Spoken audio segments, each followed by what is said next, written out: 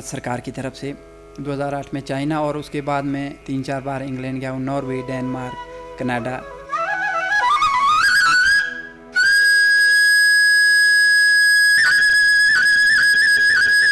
संगीत ऐसी है जिसमें हम दोनों चीज़ एक साथ कर सकें। मेडिटेशन, ध्यान तो आपका लगता ही है जब आप कोई भी चीज़ बजा रहे।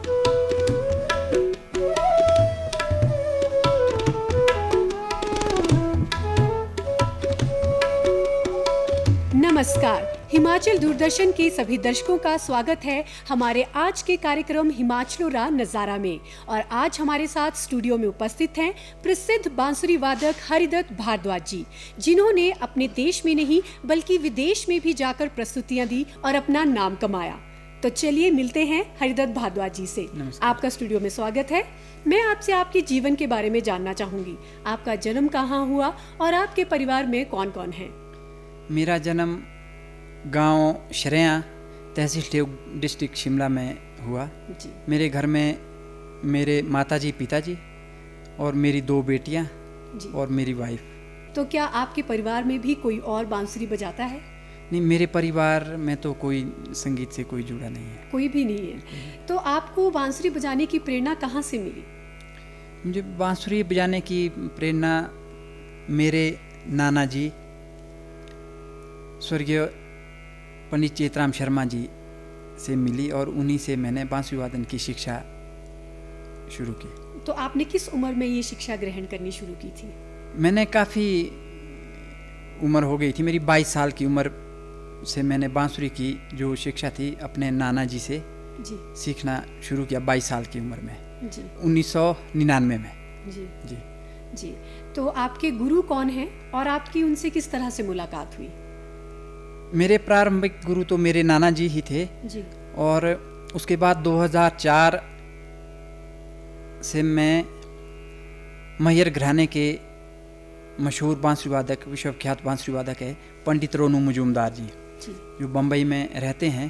मैं उनसे 2004 से शिक्षा ले रहा हूँ और अभी निरंतर जारी है। जी। तो आपकी उनसे किस तरह से मुलाकात हुई? उनसे मुलाकात जलंधर में हरिवल्लभ संगीत सम्मेलन होता है, वहाँ पे 2004 में 24 दिसंबर 2004 को वहीं हुई थी। जी, आपको दिनांक भी अच्छे से याद है। तो आप हमें कुछ शास्त्रीय संगीत से कुछ सुना दीजिए। जी, राग भीमपलासी बजाने जा रहा हूँ जी। और मेरे साथ तबले पे संगत कर रहे हैं ऋषभ जी। और कीबोर्ड पे है प्रदीप शर्मा जी। तो राग भीमपलासी 3 ताल में।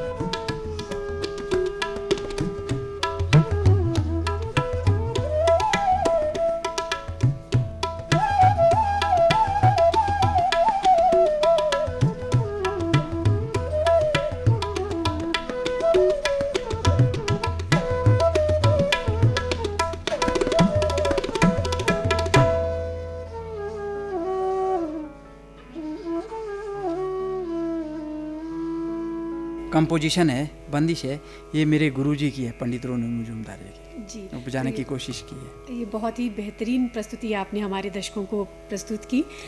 मैं आपसे जानना चाहूँगी कि आपने कहाँ कहाँ परफॉर्म किया है? मैंने हिमाचल में तो हर जगह, हर फेस्टिवल में परफॉर्म किया है, जी, और हिमाचल के अलावा पूरे भारतवर्ष में जी, प्रोग्राम के लिए जाता रहता हूँ। और गुरुजी के साथ भी मुझे सौभाग्य मिला है, बड़े बड़े जो नेशनल लेवल के मंच है शास्त्रीय संगीत के, जी, उसमें बजाने का मौका मिला है। जी, और भारत के बाहर मैं 2008 में चाइना गया था, जी, भारत सरकार की तरफ से। 2008 में चाइना, और उसके बाद में इंग्लैंड, 3-4 बार इंग्लैंड गया हूँ, नॉर्वे, डेनमार्क, कनाडा, उधर भी मुझे बजाने का मौका मिला। तो ये अपने आप में बहुत बड़ी उपलब्धि है। मैं आपसे ये जानना चाहूँगी कि आपको किन किन पुरस्कारों से नवाजित किया गया है? मुझे एक तो 2008 में जी, हिमाचल के माननीय मुख्यमंत्री प्रेम कुमार धूमल जी ने सम्मानित किया था। तो 2008 में मुझे राष्ट्रीय स्तर पे जो युवा सेवा एवं खेल विभाग जो करवाता है, जी, उसमें मुझे नेशनल लेवल पे सिल्वर मेडल मिला था। जी, तो मुझे यहाँ पे हिमाचल गवर्नमेंट ने सम्मानित किया। और उसके बाद 2014 में दिव्य हिमाचल ने मुझे हिमाचल एक्सीलेंस अवार्ड दिया। मैं हिमाचल से लगातार 7 बार, जी, हिमाचल को मैंने राष्ट्रीय स्तर पे 7 बार प्रेजेंट किया है। जी।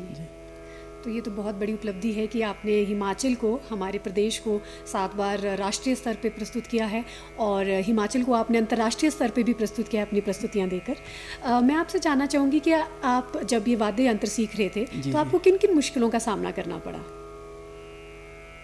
मुश्किल तो खैर ज़्यादा मुझे मुश्किल नहीं हुई, क्योंकि घर से भी काफ़ी सपोर्ट मिला। जी, और मेरे नाना जी के घर पे ही मैं यहाँ शिमला में रहता था, उनसे ही मैंने बांसुरी शुरू की थी सीखनी। जी, तो मुश्किल तो वैसे आती है, लेकिन ज़्यादा, क्योंकि जब जिसके हाथ में कहना की बांसुरी हो जी। तो वो सब मुश्किलें आसान हो जाती है। तो आपको शुरू से ही आपके परिवार का सपोर्ट हमेशा ही रहा है? जी जी जी। तो ये बहुत बड़ी बात है कि परिवार ने आपको हमेशा सहयोग दिया। हमने सुना है कि इस वाद्य यंत्र को सीखने के लिए बहुत ज़्यादा मेहनत की ज़रूरत पड़ती है और अपने सांसों पर बहुत ज़्यादा नियंत्रण की ज़रूरत होती है। तो आप इसके बारे में क्या कहेंगे?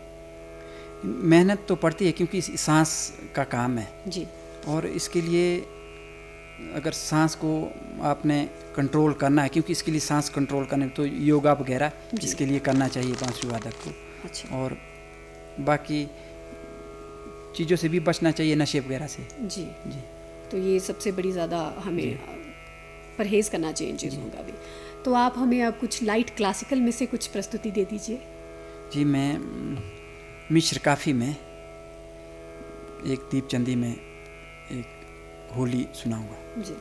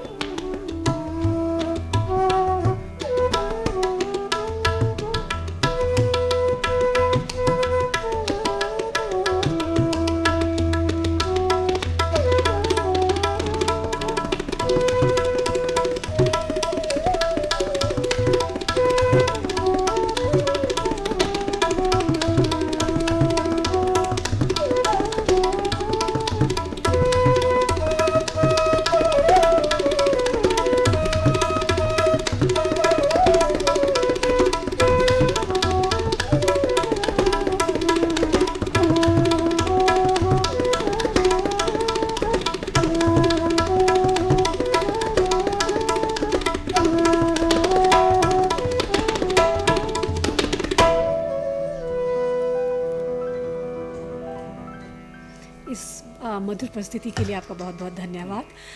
मैं आपसे जानना चाहूँगी कि आप हमेशा से ही बांसुरी वादक ही बनना चाहते थे या आपके भी कुछ और सपने थे? नहीं, मुझे बचपन से म्यूज़िक का शौक़ था, तो ये मैं बचपन में कभी ढोलक भी बजाया करता था, कभी गाया भी करता था, लेकिन मैंने लास्ट में बांसुरी को चुना। तो ऐसा क्यों? क्योंकि बांसुरी का मुझे ज़्यादा शौक़ था। जी। तो मतलब आप हमेशा से ही सोच चुके थे कि आपको बड़े होकर बांसुरी वादक ही बनना है। जी जी। और आप दिन में कितना रियाज़ करते हैं? दिन में जैसे जैसे टाइम मिलता है तो मैं रियाज़ करता हूँ। 2 घंटे 2.5 घंटे इतना रियाज़ मैं अब भी डेली कोशिश करता हूँ कि करूँ। जी। तो इतना रियाज़ करके ही आप ये प्रस्तुति देते हैं। जिस तरह से आप अपने देश के अलावा अन्य देशों में भी गए, तो किस देश में जाकर आपको बहुत अच्छा महसूस हुआ और कुछ अपने एक्सपीरियंस के बारे में बताएं। बाहर इंडियन क्लासिकल म्यूज़िक को बहुत ज़्यादा पसंद करते हैं जी। जो इंडिया के बाहर इंडियन क्लासिकल म्यूज़िक जो सुनते हैं, जो इतना प्रचार प्रसार हुआ जी। इसमें सबसे बड़ा योगदान है भारत रत्न पंडित रविशंकर जी का। जी। उनका योगदान है। तो बाहर मुझे सबसे ज़्यादा जो आनंद आता है वो इंग्लैंड में मुझे काफ़ी, क्योंकि काफ़ी सालों से जाता हूँ तो काफ़ी श्रोता जान पहचान के भी हो गए, लेकिन बहुत प्यार मिलता है और बहुत अच्छा लगता है। जी। मैं आपसे एक अब गुजारिश करूंगी कि आप हिमाचल फोक में से भी कुछ प्रस्तुति अगर दे सकें। जी, ये एक मंडी का बहुत प्रसिद्ध लोकगीत है। जी। मैं कोशिश करूँगा। जी।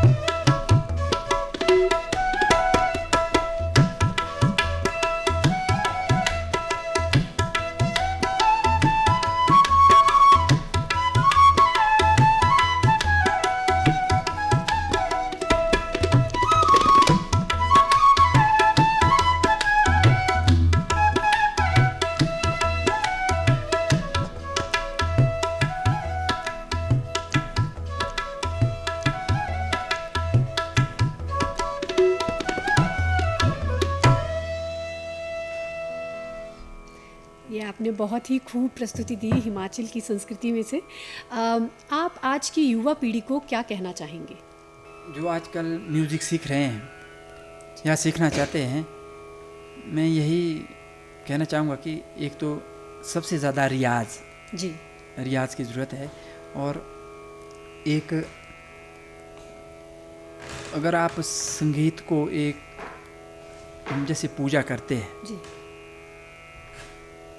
अगर उस तरह से आप पूजा की तरह उसको सीखेंगे तो वो आपके अंदर जल्दी आएगा।